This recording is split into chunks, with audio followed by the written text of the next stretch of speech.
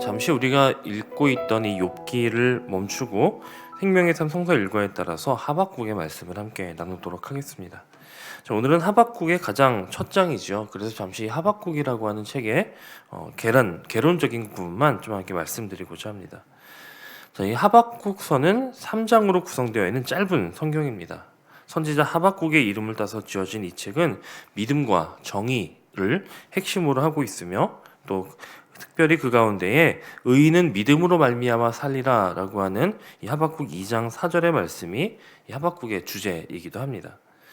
자, 이 하박국 선지자의 활동 시기와 또 이 책이 쓰여진 시기를 정확히 알 수는 없지만 이때가 바벨론이 강력한 제국으로 성장해서 유다를 위협하던 때, 그리고 애굽이 바벨론에 대패한 주전 605년 전후에 기록되었을 것이다, 이렇게 추정하고 있습니다. 이 하박국의 구성적인 특징이 있는데, 그것은 먼저 하박국 선지자가 이 유다의 국내 사정과 또 유다를 둘러싸고 있는 주변 나라들 사이에서 벌어지는 일들을 보며 그 부조리함을 하나님께 여쭙습니다. 그러자 하나님께서 각 나라를 대하시는 방식과 또 이 기준이 무엇인지를 묻는 이 하박국에게 하나님이 그에 대해서 대답해 주시는 그런 방식으로 이 책은 구성되어 있습니다. 자, 오늘 하박국의 시작인 1장에서 하박국은 먼저 이 유다의 영적 해이에 대해서 하나님께 고발하며 부르짖죠.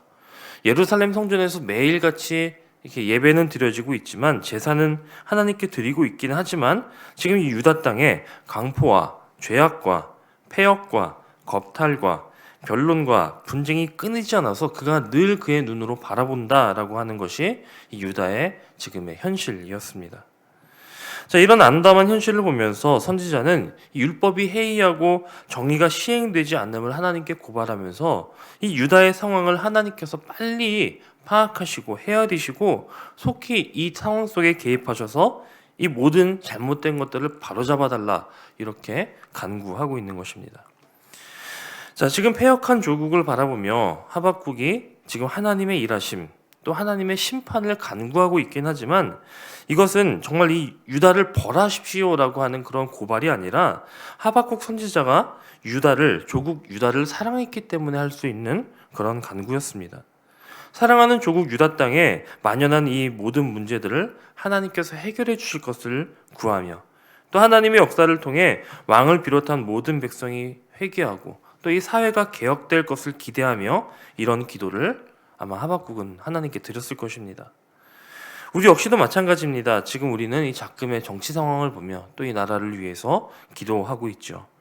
이번 선거를 통해서 하나님이 예비하신 좋은 지도자를 세우고 또 그를 통해 일하실 하나님의 역사를 통해 이 땅에 잘못된 것들이 바로잡히고 온전히 하나님께서 기뻐하실 만한 그런 나라를 만들고자 하나님께 기도하고 또 간구하는 것은 하나님을 사랑하고 또 이 땅 우리의 조국을 사랑하는 이 땅의 크리스천들이 마땅히 해야 할 의무임을 기억하며 더욱 기도에 힘써 주시기를 부탁드리겠습니다. 자, 다시 본문으로 돌아와서 이 하박국이 원했던 것은 개혁과 치유였습니다. 그런데 그에게 들려주시는 하나님의 응답은요, 이 하박국 선지자가 기대했던 것 그리고 바랐던 것과는 전혀 다른 방향이었습니다. 하나님은 바벨론 제국을 유다에 대한 심판의 도구로 준비하고 계셨습니다.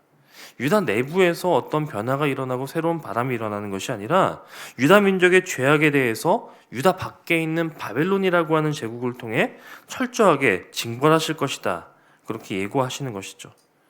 하박국 선지자가 원했던 것은 구원과 평화입니다. 그런데 하나님께서 준비해 주신 것은 전쟁과 심판이었습니다. 하박국 선지자는 이러한 하나님의 계획을 듣고 다시 한번 호소하는 것이죠.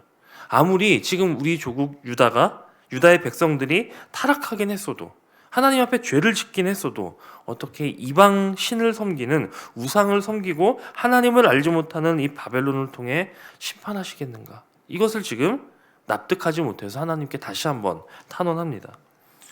다시 말해 유다는 하나님이 택하신 언약 백성으로 이방 민족과는 구별된 백성인데, 그런 이스라엘을 이방 민족을 통해 짓밟게 하시겠다라고 하는 이 하나님의 계획이 그는 도무지 이해가 되지 않았던 것입니다. 자, 그런데 여기에 우리가 흔히 하기 쉬운 큰 오해가 있음을 보게 됩니다. 그것은 무엇이냐면 우리는 우리의 죄를 상대적으로 생각한다는 것입니다. 아마 이 자리에 계신 저와 여러분 우리 모두는 우리가 죄인임을 고백하고 또 그 사실을 믿고 있는 사람들입니다. 내가 하나님 앞에 서기에 너무나도 부끄러운 존재임을 알고 있으며 또 십자가 보혈의 공로가 없으면 하루도 살 수 없는 죄된 인간이라는 사실을 우리는 고백합니다. 자, 그런데 문제는 무엇이냐면 우리가 혼자 사는 존재가 아니라는 것입니다.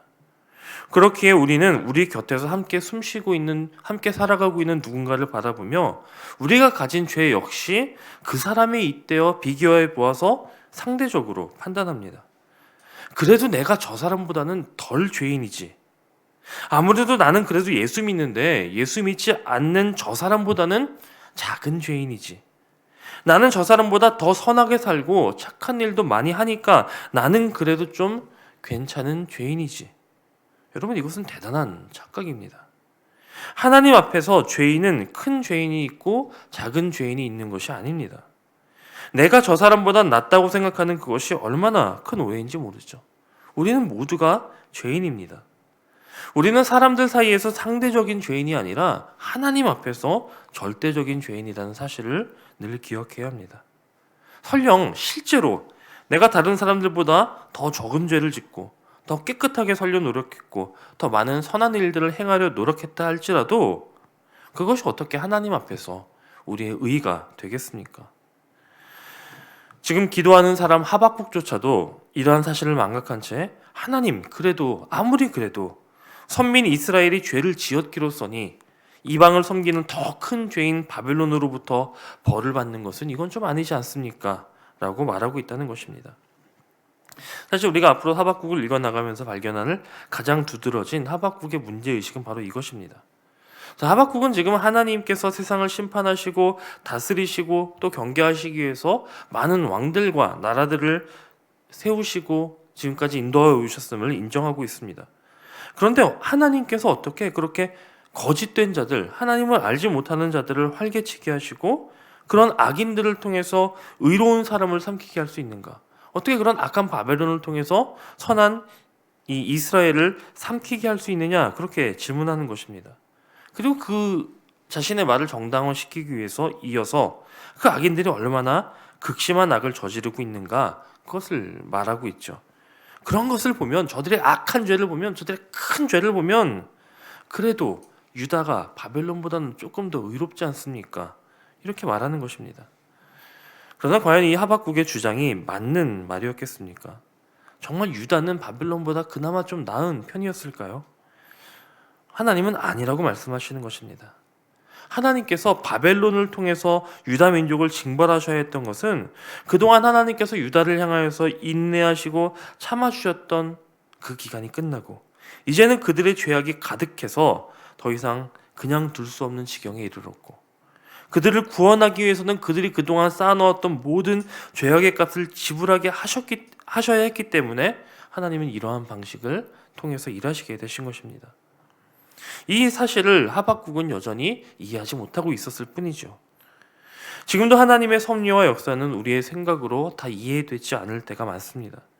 심지어는 세상의 기준, 세상의 가치관과는 정반대로 하나님은 일하시기도 하십니다. 그때 우리가 해야 할 일, 그리고 우리가 지녀야 할 자세는 무엇이겠습니까? 바로 우리의 어리석음, 우리의 한계를 인정하고 또 반대로 하나님의 섭리와 하나님의 계획을 인정하는 것입니다. 우리는 오늘 기도의 자리에 섰습니다. 기도는 내 뜻으로 하나님을 설득시키는 것이 아닙니다. 반대이죠. 하나님의 뜻을 구하고 그 뜻에 나를 굴복시키는 과정이어야 합니다. 비록 내 생각과 내 계산과 맞지 않더라도 하나님의 뜻이 이것이라면 나를 낮추고 나를 만들어가는 그 과정이 기도의 과정입니다. 우리는 겟세마네 동산에서 예수님께서 하셨던 나의 원대로 마옵시고 아버지의 원대로 하옵소서라고 하는 이 기도를 본받을 수 있어야 합니다. 비록 우리의 눈에 보기에 악인들이 득세하고 그들로부터 우리가 핍박받고 억압받는 것, 그것이 잘 이해되지 않고 또 오늘 우리가 기도하고 간구하는 것이 하나님이 주시는 응답과 다를 수도 있습니다.